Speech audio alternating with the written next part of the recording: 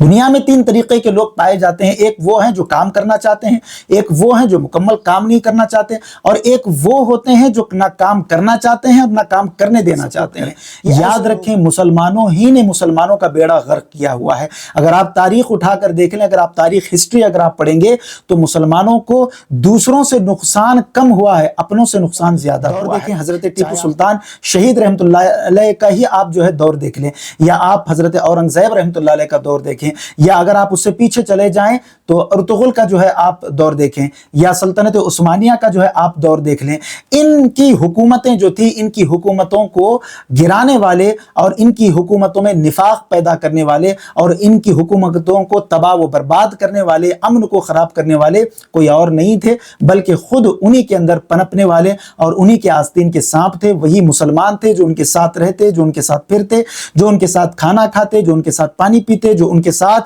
ہمیشہ سائے کی طرح رہتے، لیکن ساتھ میں تو ان کے رہتے لیکن کام دوسروں کا کیا کرتے تھے۔ یہی وجہ Syed Sajid Pasha Qadri famous scholar like share and subscribe now. السلام علیکم ورحمۃ اللہ تعالی وبرکاتہ۔ المستغاث الی حضرت اللہ تعالی الصلاۃ والسلام علیک یا رسول اللہ صلی اللہ علیہ وعلی آلہ واصحابہ وبارک وسلم۔ معزز سامعین و ناظرین کرام، اسلام ایک مکمل نظام حیات ہے، ضابطۂ حیات ہے، جو ہر موڑ پر انسان کی، انسانیت کی، خصوصی طور پر مسلمانوں کی رہبری و رہنمائی کرتا ہے۔ اسلام بتاتا ہے کہ حق کیا ہے اور باطل کیا ہے۔ اسلام بتاتا ہے کہ زندگی گزارنے کے اصول و ضوابط کیا ہیں۔ اسلام بتاتا ہے کہ اسلام میں مسلمانوں کے کیا حقوق ہیں، ایسے ہی غیر مسلموں کے کیا حقوق ہیں، جانداروں کے کیا حقوق ہیں، بے زبان جانوروں کے کیا حقوق ہیں، دیگر اور مخلوقات کے کیا حقوق ہیں۔ اسلام یہ بھی بتاتا ہے۔ جہاں پر اسلام عدل و انصاف کی بات کرتا ہے، وہیں پر اسلام شفقت و مہربانی کی بھی بات کرتا ہے، وہیں پر اسلام جو ہے رحم اور سخاوت کی بھی بات کرتا ہے۔ اسلام میں سب کچھ موجود ہے، فقط یہ ہے کہ لوگ اس کی گہرائی کو نہیں سمجھتے، نہ کہ اس کے اندر جانے کی کوشش کرتے ہیں۔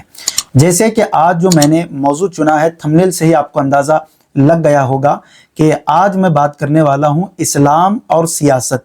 یعنی اسلام اینڈ پولیٹکس۔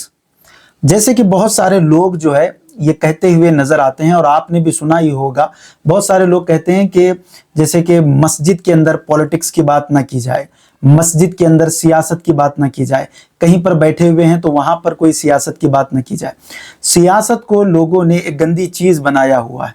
اور جیسے کہ سیاست اور پولیٹکس آج کے اگر میں فی زمانہ اور ہمارے ماحول کے اعتبار سے اور معاشرے کے اعتبار سے اگر کہوں تو پولیٹکس ایک گالی بن چکی ہے، سیاست ایک گالی بن چکی ہے۔ سامعین محتشم، اگر آپ دیکھیں کہ کسی بھی چیز میں اگر کوئی غلط چیز کی ملاوٹ ہو جائے تو اس کو غلط کہا جائے گا، نہ کہ اس پوری چیز کو جو ہے غلط ٹھہرایا جائے گا۔ نہ یہ عقل مندی ہے، نہ یہ دانش مندی ہے۔ جیسے کہ اگر کوئی دودھ ہے، اگر دودھ کے اندر کوئی غلاظت اگر گر جائے تو پورے دودھ کو غلیظ نہیں کہا جائے گا، بلکہ جو چیز گری ہوئی ہے اس کو نکالا جائے، اس کو صاف کیا جائے، پھر سے وہ چیز جو ہے ویسے ہی صاف اور شفاف ہوگی، نہ یہ کہ اس کو پورا کا پورا جو ہے گندا ہی ٹھہرا دیا جائے۔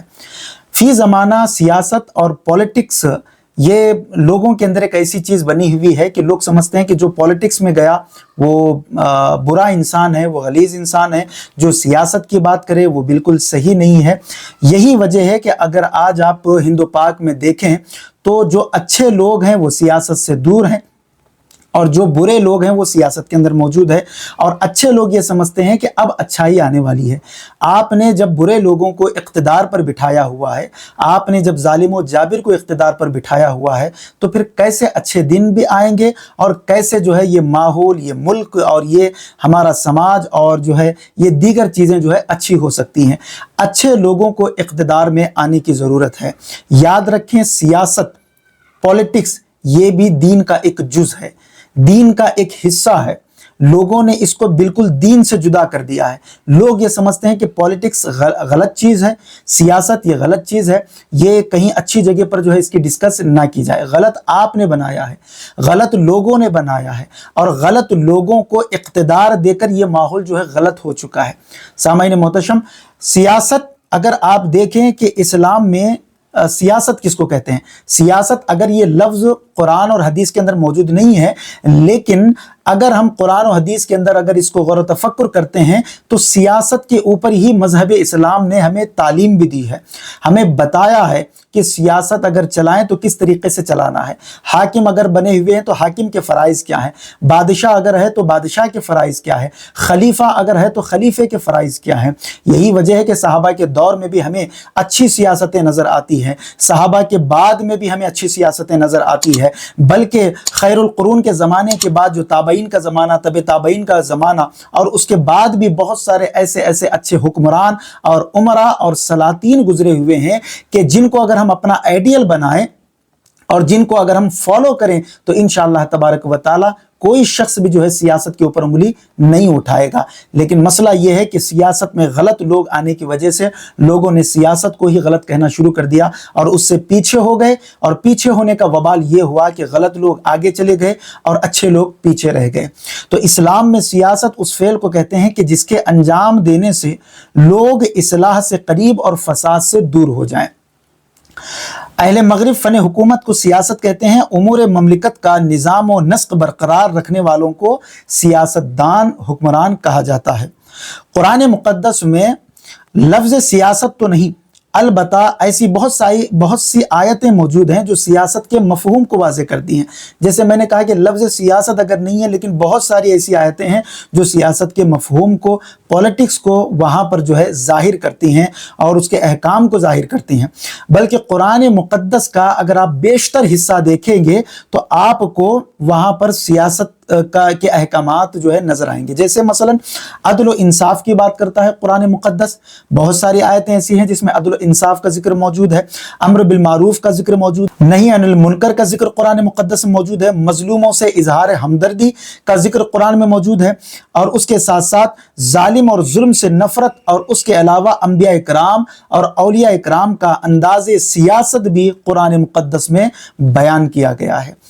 ظلم کا بھی ذکر موجود ہے، ظالم کا ذکر بھی موجود ہے، عدل و انصاف کا ذکر بھی موجود ہے، مظلوموں کے ساتھ ہمدردی کرنے کا بھی ذکر موجود ہے، مجرموں کے ساتھ کیا جو ہے برتاؤ کرنا اس کا بھی ذکر موجود ہے۔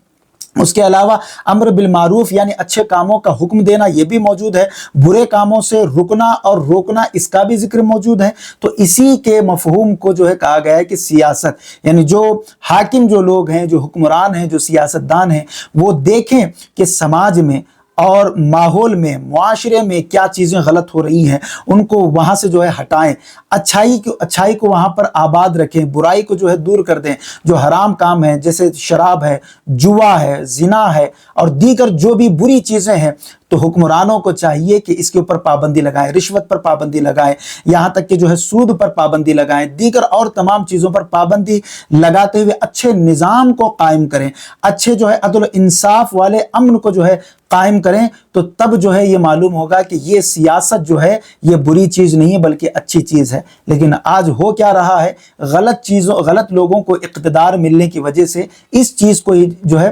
غلط ٹھہرایا جا رہا ہے۔ اس کے علاوہ خلفائے راشدین اور صحابہ اکرام کی اگر آپ سیرت کو اٹھائیں گے تو علماء لکھتے ہیں کہ خلفائے راشدین رضی اللہ تعالیٰ عنہ مجمعین کی سیرت و روش، استعمار سے جنگ، مفاسد سے روکنا، نصیحت کرنا، یہ سیاست ہے۔ یعنی کہ خلفائے راشدین کے دور میں بھی اگر آپ دیکھیں گے تو سیاست آپ کو پرامن نظر آئے گی، سیاست آپ کو اچھی نظر آئے گی۔ حضرت ابوبکر صدیق کے دور میں سیاست دیکھیں، حضرت عمر فاروق کے دور میں سیاست دیکھیں، حضرت عثمان غنی کے دور میں سیاست دیکھیں، مولا علی شیر خدا، حیدر کرار رضی اللہ تعالیٰ عنہم اجمعین کے دور میں آپ جو ہے سیاست دیکھیں۔ اس کے علاوہ حضرت امام حسن رضی اللہ تعالیٰ عنہ کے جو ہے دور میں آپ جو ہے دیکھیں تو آپ کو نظر آئے گا کہ سیاست کہتے کس کو ہیں، امور نظام کس طریقے سے چلایا جاتا ہے، نظام حکومت کس طریقے سے چلایا جاتا ہے۔ تو لوگوں نے جو ہے اس کو غلط سمجھ لیا ہے کہ سیاست اور پولیٹکس جو ہے یہ دین سے الگ ہے، اسلام سے الگ ہے، نہیں، بلکہ قرآن مقدس کا بیشتر حصہ جو ہے یہ سیاست کے اوپر موجود ہے۔ بلکہ باضابطہ